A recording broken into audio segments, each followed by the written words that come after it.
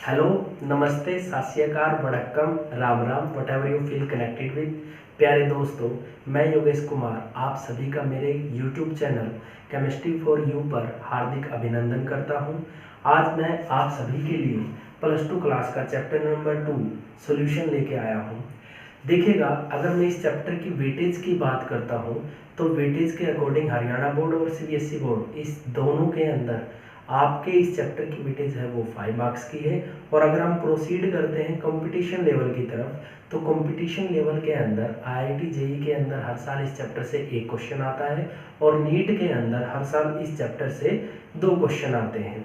तो आइए शुरू करते हैं। शुरू करने से पहले मैं आपको बता दूं पढ़ना कैसे है। मैं आपको यहाँ पर लेक्चर देता हूँ, आपको लेक्चर को ध्यान से सुनना है। ध्यान से सुनने के बाद जो व्हाट्सएप ग्रुप का फॉर्मेशन हम लोगों ने किया है, आप सभी को उस व्हाट्सएप ग्रुप के अंदर पीडीएफ कंटेंट प्रोवाइड किया जाएगा जो कि टोटली इस चैप्टर से रिलेटेड होगा या फिर जो लेक्चर दिया जाएगा उससे रिलेटेड होगा। आपको वो भी अच्छे से रीड आउट करना है और कोई रेफरेंस बुक लेने के लिए मैं आपको नहीं बोल रहा हूँ, क्योंकि जितना भी हम लोगों को डिस्कस करना होगा वो हम लोग आपस में यहीं करेंगे। तो चलिए शुरू करते हैं सॉल्यूशन। सबसे पहली बात, किसी भी टॉपिक को शुरू करने से पहले आपको ये पता होना चाहिए टॉपिक का टाइटल क्या इंप्लाई करता है। तो सबसे पहली बात, टॉपिक का टाइटल देखते ही आपके माइंड में क्वेश्चन आना चाहिए कि what is solution. Solution is generally A homogeneous mixture of 2 और more than 2 chemically non reacting species. एक ऐसा होमोजेनियस मिक्सचर जो बनता है 2 या 2 से ज़्यादा केमिकली नॉन रिएक्टिंग स्पीसीज के मिक्स होने से। कीवर्ड को पहचानिएगा, होमोजेनियस सिस्टम या होमोजेनियस मिक्सचर। होमोजीनियस का मतलब क्या बेटा? होमो मीन सेम, जीनियस मतलब कंपोजिशन। एक ऐसा मिक्सचर जिसका composition through out the solution क्या रहे? सेम रहे। सपोज कीजिए मैंने 2 चीजें ली, दोनों को आपस में मिक्स किया। मिक्स करने के बाद देखिए मैंने यहाँ पर भी कंसंट्रेशन सेम थी, यहाँ पर भी कंसंट्रेशन सेम है और यहाँ पर भी कंसंट्रेशन सेम है। तो हर जगह उसकी कंसंट्रेशन क्या होगी? सेम होगी। तो इसी वजह से सॉल्यूशन को हम लोग मोनोफेजिक सिस्टम भी बोल देते हैं। क्या बोल देते हैं बेटा? Monophasic system. एक ऐसा सिस्टम जिसके अंदर केवल और केवल सिंगल फेज हो। क्या हो बेटा? एक ऐसा सिस्टम जिसके अंदर एक फेज हो। तो अब जैसे मैंने बोला कि कंबाइन किसको करते हैं? 2 या 2 से ज़्यादा कंपोनेंट को। तो यहाँ पे जो कंपोनेंट जनरली हम लोग लेते हैं, कंपोनेंट्स के अंदर आपका मान लीजिए 2 कंपोनेंट है। एक कंपोनेंट एक्ट करता है सोल्यूट की तरह और एक कंपोनेंट एक्ट करता है सोलवेंट की तरह। तो बहुत सारी किताबों के अंदर, बड़े बड़े यूट्यूब चैनलों के अंदर या बड़े बड़े टीचरों द्वारा आपको बताया जाता है कि सोल्यूट जो होता है वो कंपोनेंट होता है जिसकी कंसंट्रेशन क्या होती है? लेस होती है। तो लेस कंसंट्रेशन वाला कंपोनेंट आपका सोल्यूट होता है और मोर कंसंट्रेशन वाला कंपोनेंट आपका सोलवेंट होता है। एक एग्जांपल से बता देता हूँ। एग्जांपल लेते हैं 10% NaOH सॉल्यूशन हमारे पास कोई है। 10% NaOH का मतलब क्या? 10 ग्राम आपका NaOH जो है वो 100 ग्राम सॉल्यूशन के अंदर प्रेजेंट है। या फिर मैं इसको ऐसे भी बोल सकता हूँ कि 10 ग्राम NaOH है, 90 ग्राम आपका क्या है? वाटर है। तो टोटल सॉल्यूशन का जो वेट है वो 100 ग्राम है। ठीक है। अब क्या ये बात हर कंडीशन में अप्लाई होती है? वही मैं आपको एक्सप्लेन करता हूँ। एक एग्जांपल और ले लेते हैं। हम लोगों ने एक सिरप तैयार की। सिरप की जो लिक्विड फिजिकल स्टेट है और वो बना किससे? शुगर से और वाटर से। शुगर की जो कंसंट्रेशन है वो 60% है, वाटर आपका 40% है। शुगर जो होता है वो सॉलिड फॉर्म में होता है, वाटर जो होता है आपका लिक्विड फॉर्म में। तो ऐसी सिचुएशन में आपसे मैं दोबारा पूछता हूँ, बताइए कौन सा कंपोनेंट जो है सोल्यूट की तरह काम करेगा, कौन सा कंपोनेंट जो है सोलवेंट की तरह काम करेगा? तो कंसंट्रेशन के बेसिस पे शुगर आपका क्या होना चाहिए? सोलवेंट होना चाहिए और वाटर आपका क्या होना चाहिए? सोल्यूट होना चाहिए। नहीं, ऐसा बिल्कुल भी नहीं है। इस सॉल्यूशन के अंदर वाटर जो होता है वो एज ए सोलवेंट काम करता है। तो क्या ये वाली बात, लेस कंसंट्रेशन और मोर कंसंट्रेशन वाली बात 100% सही है? नहीं। लेकिन अगर आपको ये वाली टर्म का यूज करना है कि सोल्यूट लेस कंसंट्रेशन में हो, सोलवेंट आपका मोर कंसंट्रेशन हो, ये बात तभी एप्लीकेबल है जब सोल्यूट और सोलवेंट की फिजिकल स्टेट क्या रहे? सेम रहे। जब सोल्यूट और सोलवेंट की फिजिकल स्टेट दोनों की अलग अलग हो, तो ऐसी सिचुएशन में हम लोग कैसे डिसाइड करेंगे कि कौन सा कंपोनेंट सोलवेंट की तरह काम करेगा और कौन सा सोल्यूट की तरह काम करेगा। तो आप लोगों को सिंपल सी चीज़ क्या ध्यान रखनी है, जिस भी कंपोनेंट की फिजिकल स्टेट मैच करती हो रिजल्टिंग सॉल्यूशन से, वही वाला कंपोनेंट आपका क्या होगा, सोलवेंट होगा, और दूसरा क्या हो जाएगा, सोल्यूट हो जाएगा। तो जनरली आपका यहाँ पे देखिएगा वाटर जो होता है वो लिक्विड फॉर्म में है, सिरप जो है वो भी लिक्विड फॉर्म में है, तो आपका सोलवेंट कौन है, वाटर है। चलिए जी, ये तो हुई बेसिक सी बात। अब हम लोग पढ़ते हैं टाइप ऑफ सॉल्यूशन। आज का हमारा मोटो यही है कि हम लोगों को इस चैप्टर का जो कॉन्सेप्ट है, जो इस चैप्टर का बेस है, वो तैयार करना। देखिए किसी भी चैप्टर को जीरो लेवल से ही शुरू करना चाहिए, क्योंकि मेरा मानना है अगर आपके कॉन्सेप्ट अच्छे हैं, आपके कॉन्सेप्ट पक्के हैं या जितने स्ट्रॉन्ग हैं, आप न्यूमेरिकल्स को उतने अच्छे से हिट कर सकते हो या उतने अच्छे से आप टैकल कर सकते हो। तो अभी हम लोग क्या पढ़ेंगे, टाइप ऑफ सॉल्यूशंस। क्या पढ़ेंगे बेटा, टाइप ऑफ सॉल्यूशन। तो टाइप ऑफ सॉल्यूशन में पहला बेसिस पे हम किसके बेसिस पे पढ़ रहे हैं, पहला जो हमारा क्राइटेरिया है वो है on the basis of number of component. तो कंपोनेंट के नंबर के बेसिस पे हमारा सॉल्यूशन जो होता है वो 3 टाइप का होता है। पहला है हमारा बाइनरी सॉल्यूशन, दूसरा है हमारा टर्नरी सॉल्यूशन, और तीसरा है हमारा क्वाटरनरी सॉल्यूशन। 3 ही पढ़ेंगे भैया। बाइनरी सॉल्यूशन वो सॉल्यूशन होता है जिसके अंदर आपके केवल 2 ही कंपोनेंट होते हैं, एक आपका सोल्यूट की तरह काम करेगा, एक आपका सोलवेंट की तरह काम करेगा। तो बाइनरी सॉल्यूशन वो सॉल्यूशन होता है जिसके अंदर नंबर ऑफ कंपोनेंट 2 ही होते हैं। टर्नरी सॉल्यूशन वो सॉल्यूशन होता है जिसके अंदर नंबर ऑफ कंपोनेंट 3 होते हैं, और क्वाटरनरी सॉल्यूशन वो सॉल्यूशन होता है जिसके अंदर नंबर ऑफ कंपोनेंट 4 होते हैं। अब ध्यान रखने वाली बात ये है, बाइनरी सॉल्यूशन में तो आपने बोल दिया कि एक सोल्यूट एक सोलवेंट। टर्नरी और क्वाटरनरी में आपको ध्यान रखना है सोलवेंट हमेशा एक ही होता है, जबकि सोल्यूट का नंबर आपका जो है वो वेरी करता रहता है। चलिए एक नॉर्मल सा एग्जांपल लेते हैं डेली लाइफ का। सपोज कीजिए आपके घर पे कोई गेस्ट आ गया, गेस्ट आने के बाद आपके घर पे और कोई नहीं था, आप अकेले थे, तो आपको सर्व करना था। तो आपने सोचा क्यों ना आपको इसे नींबू पानी पिलाना है। तो आप क्या करेंगे, सबसे पहले क्या करेंगे, सबसे पहले एक बर्तन लेंगे, बर्तन के अंदर आप क्या डालेंगे, वाटर डालेंगे, वाटर के अंदर आप क्या ऐड करेंगे, शुगर डालेंगे, शुगर ऐड कर दी चलिए आपने, और एक आपका क्या हो गया, वाटर हो गया। अब कंपोनेंट कितने हो गए, 2। तो आपका बाइनरी मिक्सचर जो है वो तैयार हो गया। अब गेस्ट आपका थोड़ा सा खास था, तो उसके लिए आप क्या करेंगे, इसके अंदर थोड़ा सा साल्ट डाल देंगे। क्या डाल देंगे बेटा, साल्ट डाल देंगे, ताकि टेस्ट जो है अच्छा हो जाए। अब उसके बाद अगर आपको लगता है कि भाई गेस्ट है तो इसके लिए मैं कुछ थोड़ा सा और डिफरेंट करूं, तो मैं इसमें थोड़ा सा लेमन और डाल देता हूँ। 2-4 नींबू लिए, निचोड़ लिए, तो अब टोटल नंबर ऑफ कंपोनेंट कितने हो गए, 1 2 3 और 4। सोलवेंट कितना है, सिर्फ वाटर, बाकी सब क्या है, सोल्यूट। तो ऐसा सॉल्यूशन आपका जिसके अंदर 4 कंपोनेंट है, क्या हुआ, क्वाटरनरी सॉल्यूशन। तो सबसे पहले बाइनरी को टर्नरी में कन्वर्ट किया, टर्नरी को आपने क्वाटरनरी में कन्वर्ट किया। तो ये थे आपके on the basis of number of component type of solution. 3 type के सॉल्यूशन होते हैं, बाइनरी सॉल्यूशन, टर्नरी सॉल्यूशन और क्वाटरनरी सॉल्यूशन। बाइनरी सॉल्यूशन वो सॉल्यूशन होता है जिसके अंदर नंबर ऑफ कंपोनेंट 2 होते हैं। टर्नरी सॉल्यूशन वो सॉल्यूशन होता है जिसके अंदर नंबर ऑफ कंपोनेंट 3 होते हैं। क्वाटरनरी सॉल्यूशन वो सॉल्यूशन होता है जिसके अंदर नंबर ऑफ कंपोनेंट 4 होते हैं। ये तो था अपना पहला क्राइटेरिया। अब हम बढ़ते हैं सेकंड क्राइटेरिया की तरफ। On the basis of physical state, on the basis of physical state of component, physical state of component, इसके बेसिस पे भी देखिएगा 3 टाइप के ही सॉल्यूशन होते हैं। एनसीईआरटी के अंदर आपके एक टेबल ड्रा कर रखी है, तो आपको वो टेबल ध्यान से देखनी है और लर्न भी करनी है, क्योंकि अभी बोर्ड के एग्जाम्स के अंदर भी ऑब्जेक्टिव क्वेश्चन आने शुरू हो चुके हैं।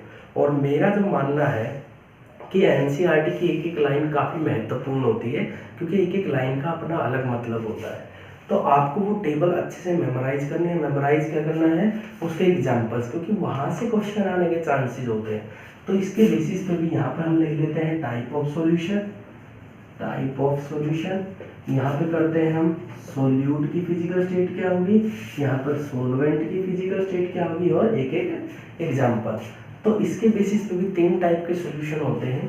पहला होता है गैसियस सॉल्यूशन। क्या होता है बेटा, गैसियस सॉल्यूशन। गैसियस सॉल्यूशन बनाने के लिए हम 3 टाइप से ट्राई कर सकते हैं। सोलवेंट तीनों ही बार में क्या होगा, गैसियस फॉर्म में होगा, क्योंकि मैंने अभी थोड़ी देर पहले बोला था सोलवेंट वही होता है जिसकी फिजिकल स्टेट मैच करती हो टाइप ऑफ सॉल्यूशन से। तो अब सोल्यूट की फिजिकल स्टेट हम वेरी करा सकते हैं। तो सबसे पहले हम गैस ले लेंगे, फिर हम लिक्विड फॉर्म में सोल्यूट ले लेंगे, फिर हम सॉलिड फॉर्म के अंदर सोल्यूट को 1 बाय 1 ले लेते हैं। अब टर्मिनोलॉजी के बेसिस पे देखिएगा इस टर्म को कैसे बोला जाएगा। एक गैसियस सॉल्यूशन है जो बनाया गया सोल्यूट और सॉल्वेंट की फिजिकल स्टेट लेके, जिसमें सोल्यूट आपका गैसियस फॉर्म में था, सॉल्वेंट भी गैसियस फॉर्म में था। तो बोला कैसे जाएगा, gas in gas solution, liquid in gas type of solution, solid in gas type of gaseous solution. तो गैस इन गैस का सबसे बढ़िया एग्जांपल होता है जी अपना एयर। एयर आपको पता है गैसेस का मिक्सचर होता है, बाइनरी मिक्सचर ही हमें पढ़ने हैं, इसलिए मैं 2 ही गैसें ले रहा हूँ। तो ऑक्सीजन और नाइट्रोजन मैंने यहाँ पर ले लिया है। तो गैस इन गैस का एग्जाम्पल क्या होगा, एयर। सेकेंड है आपका liquid in gas. Liquid in gas का एग्जाम्पल जो एनसीईआरटी मेंशन करती है वो है आपका CCl4 in nitrogen. Carbon tetrachloride एक लिक्विड होता है जो नाइट्रोजन के अंदर डिसॉल्व होता है। और तीसरा है आपका सॉलिड इन गैस। जितने भी सब्लिमेशन टाइप के आइटम हैं वो सारे के सारे इस कैटेगरी में आते हैं। तो मैं सिंपल से एग्जांपल लेता हूँ, camphor in nitrogen. 9th class में आपने पढ़ा है कैम्फर जो होता है वो सब्लिमेशन शो करता है। उसके बाद देखिए गैसीय सॉल्यूशन अपना तैयार हो चुका है। 3 टाइप से तैयार कर सकते थे। गैस इन गैस का example air, liquid in gas का एग्जांपल CCl4 इन नाइट्रोजन, और सॉलिड इन गैस का example camphor in nitrogen. Second जो टाइप ऑफ सॉल्यूशन है वो है हमारा लिक्विड सॉल्यूशन। क्या है बेटा, लिक्विड सॉल्यूशन। अब की बात देखिएगा सॉल्वेंट तीनों ही केस में क्या रहेगा, लिक्विड फॉर्म में रहेगा। तो पहला लिक्विड, दूसरा लिक्विड और तीसरा लिक्विड। और यहाँ पर हम लोग क्या करेंगे, वही ऑर्डर रखेंगे क्योंकि हमें एग्जाम्पल को याद करना है, और याद करेंगे इस सीक्वेंस के अंदर तो हमें आसानी से याद हो जाएंगे। चलिए जी एक एक एग्जाम्पल और देख लेते हैं। गैस इन लिक्विड का एग्जाम्पल बताइएगा जरा। एक ऐसा सब्सटेंस जो सोल्यूट जो है वो गैसियस फॉर्म में है और सॉल्वेंट उसका लिक्विड फॉर्म में है। तो ऐसे सॉल्यूशन का एग्जांपल है बेटा O2 gas dissolved in, O2 gas dissolved in water. आपको पता है बेटा वाटर के अंदर ऑक्सीजन होती है जिसकी वजह से एरोबिक रेस्पिरेशन भी होता है। और अगर आप नॉर्मल डेली लाइफ का एग्जांपल लेना चाहते हैं तो अभी जैसे गर्मियाँ आ रही हैं तो आप लोग कोल्ड ड्रिंक्स पिएंगे, तो जितने भी कोल्ड ड्रिंक्स हैं सबके अंदर क्या CO2 गैस डिसॉल्व होती है। तो आप यहाँ पे सिंपल लिख सकते हैं कि Coke is also an example of gas in liquid type of solution. Second है बेटा आपका liquid in liquid. Liquid in liquid का एग्जांपल है बेटा ethanol in water, ethanol in water और वाटर इन इथेनॉल। पानी में दारू मिलाओ, दारू में पानी मिलाओ, बात एक ही होती है। उसके बाद तीसरा है आपका solid in liquid type of solution. Solid in liquid type of solution, ये थोड़ा सा आप देखिएगा, इसमें हम क्या कर सकते हैं, या तो हम शुगर इन वाटर बोल सकते हैं, या अगर एनसीईआरटी ही फॉलो करनी है तो हम ग्लूकोज इन वाटर भी बोल सकते हैं। क्या बोल सकते हैं भाई, ग्लूकोज इन वाटर। तो 2 टाइप के अपने सॉल्यूशन तैयार हो गए, gaseous solution, liquid solution. Liquid solution के अंदर गैस इन लिक्विड का example O2 gas in water, या फिर हम कोक का भी यूज कर सकते हैं। लिक्विड इन लिक्विड का एग्जांपल इथेनॉल इन वाटर, और सॉलिड इन लिक्विड का एग्जांपल ग्लूकोज या शुगर इन वाटर। और तीसरा जो हमारा है वो है सॉलिड सॉल्यूशन। क्या है बेटा, सॉलिड सॉल्यूशन मतलब क्या, सॉल्वेंट कौन, सॉलिड, सॉल्वेंट कौन बेटा, सॉलिड, सॉल्वेंट कौन है, सॉलिड। और यहाँ पर वही ऑर्डर रखेंगे, सीक्वेंस सेम रखना ताकि आप लोगों को याद करने में आसानी रहे।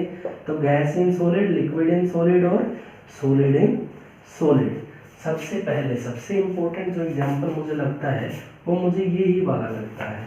एग्जांपल क्या है, हाइड्रोजनेशन प्रोसेस के अंदर जो हाइड्रोजन गैस यूज होती है ओवर निकल पीडी कैटालिस्ट। क्या बेटे, हाइड्रोजन गैस ओवर निकल पीटी या पीडी। निकल, प्लेटिनम या पैलेडियम कैटालिस्ट। देखिएगा होता क्या है, एक कैटालिस्ट की सरफेस होती है निकल की, मान लेते हैं निकल कैटालिस्ट की सरफेस के ऊपर हाइड्रोजन आया तो वो अपने नए बॉन्ड का फॉर्मेशन करेगा इस कैटालिस्ट की सरफेस पे, और उनके बीच में, दो हाइड्रोजन के बीच में जो बॉन्ड है वो डिफॉर्म होना शुरू कर देता है। उसके बाद एल्कीन आया, एल्कीन के बॉन्ड भी क्या करेंगे, बीच में जो डबल बॉन्ड होता है वो ब्रेक होगा, ब्रेक होने के वो सिंगल बॉन्ड में कन्वर्ट होगा, और जो हाइड्रोजन थी वो उस एल्कीन के कार्बन के साथ बॉन्ड फॉर्मेशन शुरू कर देती है। और जैसे ही वो बॉन्ड बन जाता है तो ये कैटालिस्ट की सरफेस पे जो बॉन्ड बना था वो भी ब्रेक हो जाता है। तो इसलिए सबसे बढ़िया एग्जांपल है हाइड्रोजिनेशन ऑफ एल्कीन, जो हम ऑर्गेनिक के अंदर पढ़ते हैं कि एल्कीन को एल्केन में कैसे कन्वर्ट किया जाता है। तो इस प्रोसेस के अंदर कन्वर्ट किया जाता है, प्रोसेस का नाम क्या, हाइड्रोजिनेशन। जीनेशन का मतलब क्या, एडिशन ऑफ हाइड्रोजन। उसके बाद लिक्विड इन सॉलिड, कोई ऐसा एग्जांपल बताइए जिसमें आपका सॉलिड सॉल्वेंट हो और सॉल्यूट क्या हो, लिक्विड। तो जितने भी अमलगम्स होते हैं, अमलगम्स मतलब क्या, मरकरी जितने भी मिक्सचर बनाता है मेटल के साथ वो सारे क्या कहलाते हैं, अमलगम। तो यहाँ पर आप एग्जांपल यूज कर सकते हैं amalgam of mercury with sodium या फिर amalgam of mercury with gold. उसके बाद सॉलिड इन सॉलिड का लास्ट है अपना, इसमें आप रखेंगे एलॉयज। एलॉयज क्या होते हैं बेटे, मिक्सचर ऑफ मेटल्स। क्या होते हैं बेटे, मिक्सचर ऑफ मेटल्स। किसी डेफिनेट प्रोपोर्शन के अंदर अगर आपके मेटल जो है वो मिक्स हो जाती है तो वो क्या कहलाती है, एलॉय। अब एनसीईआरटी ने बड़े ही चुपके से पहले ही पन्ने पर 3 एलॉय दे रखे हैं, और दुनिया भर के जितने भी केमिस्ट्री के एग्जाम है किसी न किसी साल में उन तीनों में से एक एक एग्जाम्पल आपके क्वेश्चन की फॉर्म में आया हुआ है। तो वो 3 कौन कौन से हैं बेटा, वो भी डिस्कस कर लेते हैं, 1 बाय 1 देख लेते हैं उनको, क्योंकि देखो तीनों का ही काफ़ी इम्पोर्टेंस है, और हो सकता है आपकी बोर्ड की क्लास में इस साल भी उसमें से एक क्वेश्चन आ जाए, क्योंकि ऑब्जेक्टिव आने शुरू हो चुके हैं। तो सबसे पहले है बेटा ब्रास, सबसे पहले क्या है, ब्रास। सेकंड है आपका ब्रोंज, क्या है बेटा, ब्रोंज। और तीसरा है आपका जर्मन सिल्वर, क्या है बेटे, जर्मन सिल्वर। तो ब्रास जो होता है वो मिक्सचर होता है 2 मेटल का, और वो मेटल कौन कौन सी, कॉपर और जिंक। ब्रोंज जो होता है ये भी मिक्सचर होता है 2 मेटल का, कॉपर और टिन। कौन कौन सी बेटे, कॉपर और टिन। और जर्मन सिल्वर जो होता है इसके अंदर 3 मेटल्स होती हैं, कॉपर, जिंक और निकल। याद करने के लिए आप सोच सकते हैं जर्मनी कंट्री को जर्मन और नी 2 वर्ड से मिला है, तो आप आसानी से याद कर सकते हैं। तो इन तीनों ही एग्जाम्पलों को आप लोग ध्यान में रखेंगे। इन तीनों एग्जाम्पल में से कोई सा भी आपके एग्जाम में एज सच पूछा जा सकता है। इसके बाद हम लोग पढ़ेंगे जितने भी आपके बाकी बचे टाइप ऑफ सॉल्यूशन है। सबसे पहले हम लोग स्टडी कर लेते हैं एक्वस और नॉन एक्वस सॉल्यूशन को। एक्वस सॉल्यूशन कौन सा होता है, एक्वस सॉल्यूशन वो सॉल्यूशन होता है जिसके अंदर आपका सॉल्वेंट जो होगा वो वाटर होगा, और नॉन एक्वस सॉल्यूशन वो सॉल्यूशन होता है जिसके अंदर आपका सॉल्वेंट जो होगा वो अदर देन वाटर होगा। क्या होगा बेटे, सॉल्वेंट आपका अदर देन वाटर होगा। इसके अंदर सबसे बढ़िया एग्जांपल अगर हम लेके चले तो वो है tincture of iodine. Tincture of iodine का मतलब क्या, इसके अंदर बेसिकली आपका 5 to 7% आयोडीन होता है इन इथेनॉल। तो यहाँ पर इथेनॉल क्या है, एज ए सॉल्वेंट काम करता है। तो एक्वस और नॉन एक्वस सॉल्यूशन के बाद जो हम अगले टर्म पढ़ेंगे वो है कंसंट्रेटेड सॉल्यूशन और डाइल्यूट सॉल्यूशन। कंसंट्रेटेड सॉल्यूशन वो सॉल्यूशन होता है जिस सॉल्यूशन के अंदर सोल्यूट का अमाउंट रिस्पेक्टिवली थोड़ा सा हाई होता है, और डाइल्यूट सॉल्यूशन एक ऐसा सॉल्यूशन होता है जिसके अंदर सोल्यूट का जो अमाउंट है वो रिस्पेक्टिवली थोड़ा सा लो होता है। तो कंसंट्रेटेड सॉल्यूशन वो सॉल्यूशन होता है जिसके अंदर सोल्यूट का अमाउंट रिस्पेक्टिवली क्या होता है बेटा, हाई होता है। रिस्पेक्टिवली क्या होता है, हाई होता है। और डाइल्यूट सॉल्यूशन एक ऐसा सॉल्यूशन होता है जिसके अंदर सोल्यूट का अमाउंट रिस्पेक्टिवली क्या होता है, लो होता है। इसके बाद लास्ट टाइप ऑफ सॉल्यूशन अपना बचा है अनसैचुरेटेड सॉल्यूशन और सैचुरेटेड सॉल्यूशन। अनसैचुरेटेड और सैचुरेटेड सॉल्यूशन। अनसैचुरेटेड सॉल्यूशन वो सॉल्यूशन होता है जिसके अंदर सॉल्वेंट मॉलिक्यूल के अंदर एक डिजायर होती है, या सिंपली वी कैन से एक ऐसी पावर होती है कि वो अपने अंदर और ज़्यादा सोल्यूट पार्टिकल को ऐड कर ले। और सैचुरेटेड सॉल्यूशन वो सॉल्यूशन होता है जिसके अंदर सॉल्वेंट के मॉलिक्यूल अपने हाथ खड़े कर देते कि भैया जितनी अपनी कैपेसिटी थी हमने उतने सोल्यूट पार्टिकल को अपने अंदर डिजोल्व कर लिया, इससे ज़्यादा सोल्यूट को हम अपने अंदर डिजोल्व नहीं कर सकते। अब आप लोग ध्यान से देखिएगा, आप लोग मैंने यहाँ पर एक रिवर्सिबल का साइन लगाया है। इस रिवर्सिबल का मतलब क्या है, ये दोनों टाइप के सॉल्यूशन एक दूसरे के अंदर इंटरकन्वर्टेबल है। अगर अनसैचुरेटेड सॉल्यूशन को सैचुरेट करना है तो आप उसको क्या कर देंगे, कूल कर देंगे, और सैचुरेटेड सॉल्यूशन को अनसैचुरेटेड बनाना है तो हम क्या कर देंगे, इसको हीट प्रोवाइड कर देंगे। हीट प्रोवाइड करने से देखिएगा क्या होगा, जब किसी सैचुरेटेड सॉल्यूशन को हम लोग टेम्परेचर प्रोवाइड करते हैं, टेम्परेचर हाई कर देते हैं उसका, तो उससे सॉल्वेंट मॉलिक्यूल की काइनेटिक एनर्जी बढ़ जाती है। सॉल्वेंट मॉलिक्यूल की काइनेटिक एनर्जी अगर बढ़ जाती है तो उससे सॉल्वेंट के मॉलिक्यूल मूव करना शुरू कर देंगे, और एक दूसरे से जैसे ही वो दूर जाना शुरू करेंगे उनके बीच में गैप क्रिएट होगा, और उस गैप के अंदर ज़्यादा से ज़्यादा सोल्यूट पार्टिकल आप लोग उसके अंदर डिजोल्व कर सकते हैं। तो ऐसी कंडीशन जिसके अंदर एक सैचुरेटेड सॉल्यूशन अनसैचुरेटेड सॉल्यूशन में कन्वर्ट हो जाता है, ऐसे सॉल्यूशन को बोला जाता है सुपर सैचुरेटेड सॉल्यूशन। क्या बोला जाता है भाई, super saturated solution. Super saturated solution वो सॉल्यूशन होता है, वो सैचुरेटेड सॉल्यूशन होता है जिसका टेम्परेचर बढ़ाने से उसके अंदर सोल्यूट पार्टिकल के डिजोल्व होने की कैपेसिटी बढ़ जाती है। तो चलिए, ये थे आपके टाइप ऑफ सॉल्यूशन। आज के लेक्चर में इतना ही। आई होप आप लोगों ने लेक्चर को एंजॉय किया होगा और ध्यान से सुना होगा। तो मेरी आप लोगों से रिक्वेस्ट है, अगर आपको मेरा लेक्चर अच्छा लगा हो, आप प्लीज़ मेरे यूट्यूब चैनल को लाइक कीजिए, सब्सक्राइब कीजिए और बेल आइकन को प्रेस कीजिए। Thank you very much.